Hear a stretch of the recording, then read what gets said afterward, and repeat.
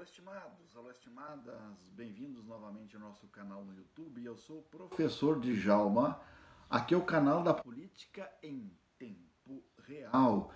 E o vídeo de hoje é dedicado aos nossos alunos do curso de Sociologia, Educação à Distância aqui da Universidade Federal de Santa Maria, avaliando o conteúdo final da Política 3 para a prova final.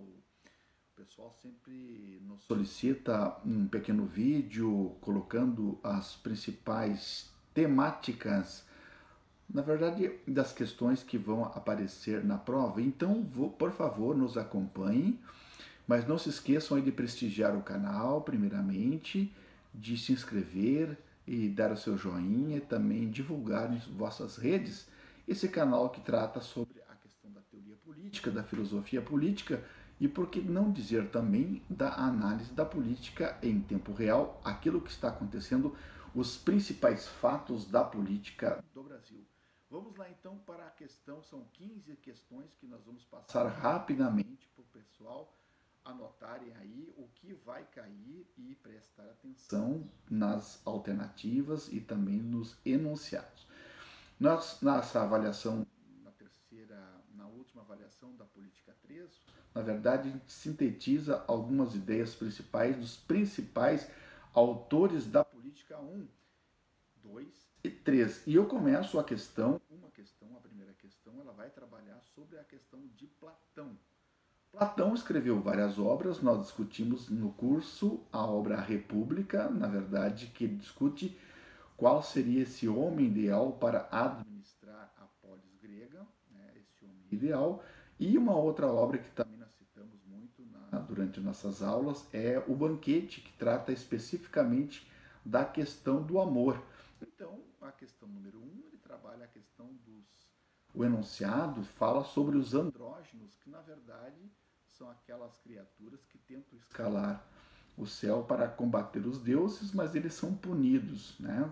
Os deuses, na verdade, separam cada um deles e cada um fica, na verdade, com saudade da metade que foi perdida. E tentam se juntar novamente. Esse é o grande empreendimento na alegoria de Platão, dos seres que estão separados. Então, a pergunta, na verdade, é isso. Platão, no Banquete, explicita por meio de uma alegoria o quê? Qual seria, na verdade, a ideia de Platão? Na verdade, vocês vão perceber que Platão está trabalhando a questão do amor, o amor-desejo, o amor erótico, que vocês vão perceber que sempre é o amor faltante, é a ausência daquilo que você não tem e tenta preencher. Então, na verdade, nós temos aí sempre o amor em Platão como falta. Essa é a ideia essencial da questão número 1. A questão número 2, nós vamos discutindo aqui ainda. A questão número 2 trata sobre as cidades-estados gregas no período helênico e também fala desta forma que Platão fala que o governo, a polis, será administrada por reis filósofos que ele defende que terão essa capacidade racional e intelectiva de capacitados com virtude, capacitados assim uma certa dos calos cágatos, como falam os gregos, como falam um homem com uma existência humana boa e bela, terá essa capacidade de administrar a polis. Então preste atenção que a forma ideal de Platão, a questão 2, é ser administradas por governos filósofos racionais. Questão número 3 trabalha a tese da Aristóteles, da sociabilidade humana, que o homem, na verdade, é um ser social e político, aquele que não precisa das relações entre os seres humanos, diz Aristóteles, ou é uma divindade ou um ser completamente selvagem. Nós temos carência, nós temos necessidades de, na verdade, conviver. Segundo a tese de Aristóteles, o homem se torna virtuoso através de quê? Através da religião, através dos mitos, através de uma disciplina moral, de um imperativo categórico, nada disso. O homem se torna, a natureza humana, o ser humano se torna humano através do hábito, através do costume, através do treinamento. A partir de se deixar o homem isolado, sozinho, sem nenhum tipo de contato com outros seres humanos, certamente ele não se tornará humano. Então, é pelo hábito, é pelo treinamento, a partir da convivência entre os homens que ele vai se humanizar. Anotaram, por favor? Questão número 4. Deixa eu voltar aqui no 4.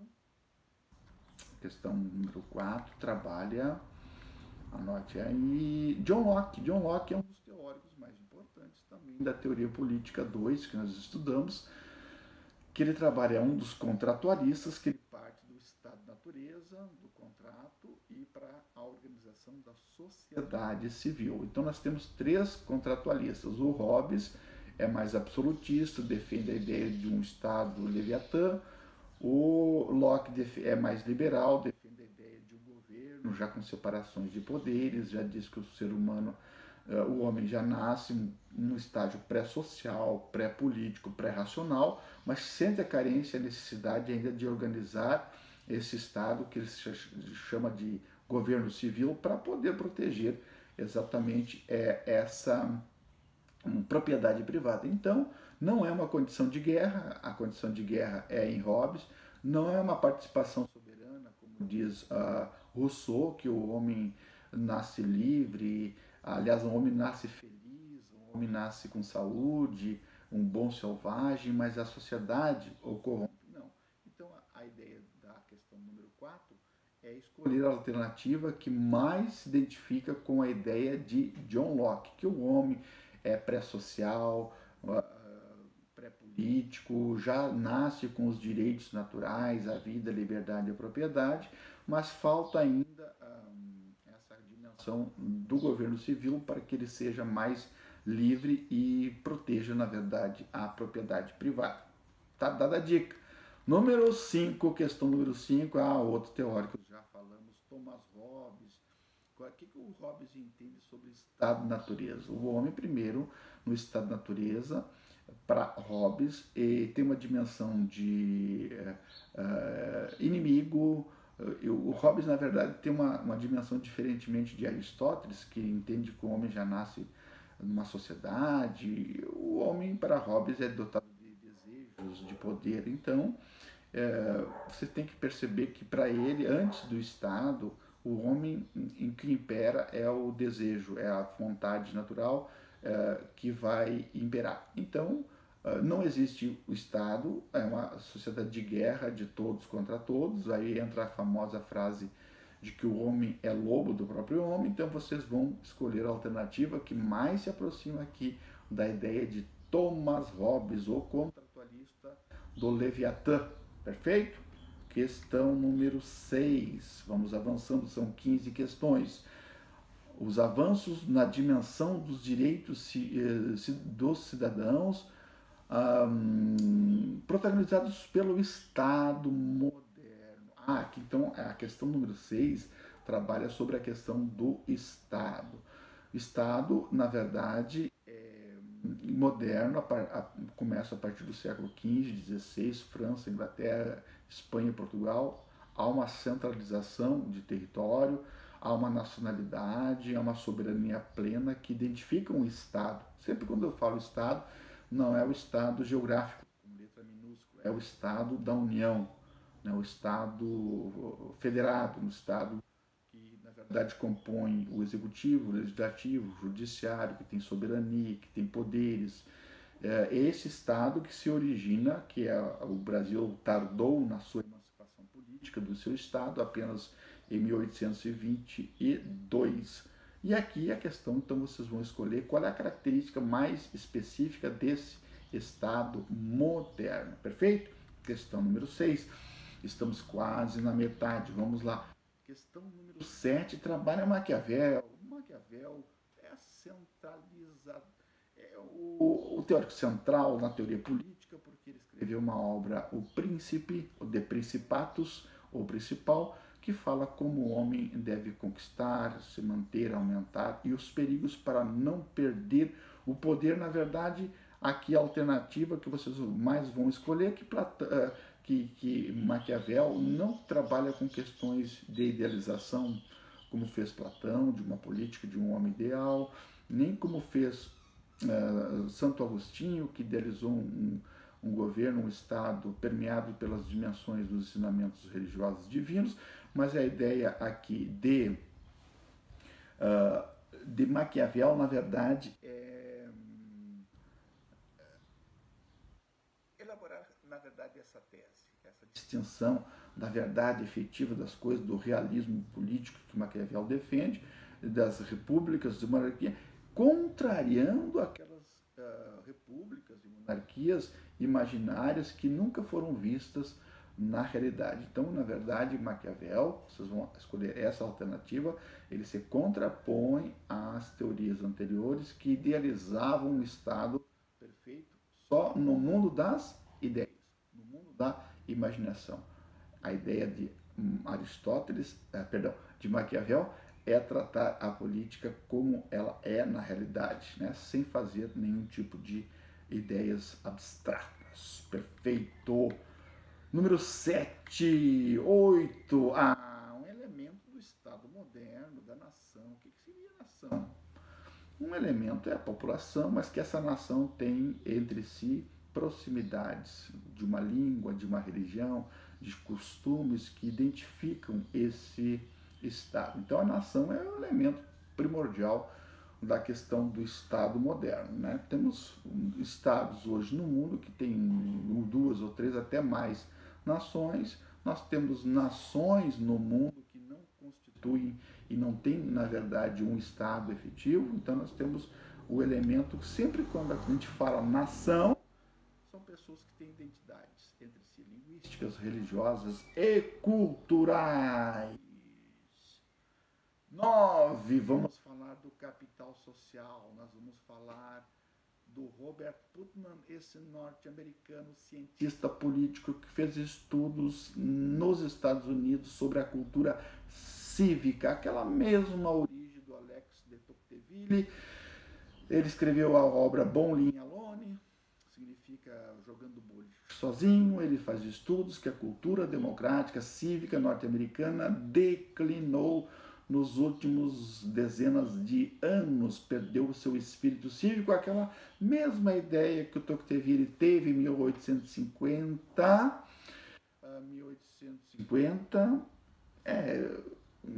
fugiu um pouco a data, por aí 1830, quando ele viajou aos Estados Unidos, que percebeu que aquela cultura efervescente, aquela democracia expoente já